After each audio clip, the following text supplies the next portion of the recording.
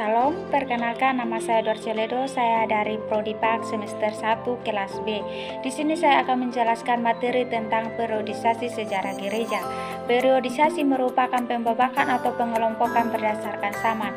Periodisasi sejarah gereja Indonesia seperti yang diusulkan oleh Dr. Fridolin Ukur tidak dapat diterapkan untuk sejarah gereja di Eropa dan sebaliknya. Pembagian klasik sejarah gereja Eropa membedakan 3 periode besar, yaitu yang pertama, gereja kuno. Dalam periode gereja kuno, gereja mulai timbul dan berkembang. Ciri-ciri yang menentukan zaman gereja kuno adalah dapat dikatakan bahwa dalam periode ini diletakkan dasar organisasi, tata ibadah atau liturgi, dan ajaran gereja.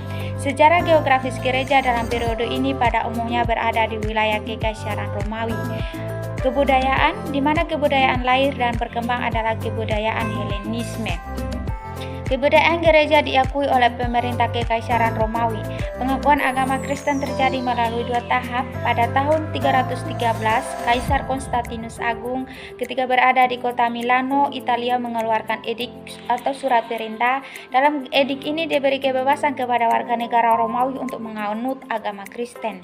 Sejak abad kedua mulai timbul pertikaian-pertikaian tentang Kristus. Berhubungan dengan oknum Kristus, ada 2 soal yang dibicarakan. Yang pertama, soal Trinitas, yang kedua soal Kristologia.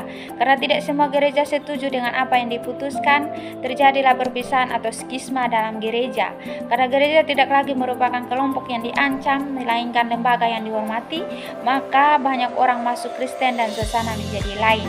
Sejak pertengahan abad ke-5, kuasa Kekaisaran Romawi Eropa Barat hilang.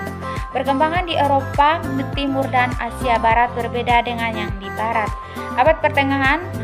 Awal abad pertengahan pada tahun 590 sampai 910, pada awal abad pertengahan agama Kristen mulai disebar ke batas-batas utara dan timur laut benua Eropa, sedangkan Timur Tengah dan Afrika Utara gereja diancam oleh serbuan dari pihak Islam. Abad pertengahan yang jaya. Awal abad kejayaan ditandai oleh suatu reformasi atau pembaruan kebiaraan yang mulai dikluni Prancis. Reformasi ini merupakan biara-biara karena kedudukannya yang istimewa dalam masyarakat memperoleh kuasa besar di bidang duniawi. Akhir abad pertengahan, periode ini merupakan masa peralihan dari abad pertengahan ke zaman reformasi. Sesudah Paus Bonifatius VIII, kepausan dikuasai oleh Raja Prancis. Kepausan mengalami krisis besar yang mempengaruhi kehidupan gereja dan masyarakat. Pada tahun 1309, Paus berpindah ke kota Avignon di Prancis, dan dengan demikian mulailah apa yang disebut pembuangan kepausan ke Babylon, yang berlangsung sampai tahun 1377. Tentu saja krisis yang dialami oleh kepausan terasa di seluruh gereja, bahkan seluruh kehidupan masyarakat terpengaruh.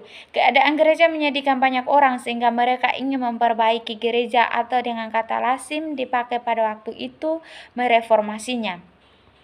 Hasil usaha untuk mereformasi gereja adalah antara lain bahwa pada tahun 1415 skisma kepausan dipulihkan. Raja-raja memainkan peranan penting dalam mengakhiri perpecahan gereja.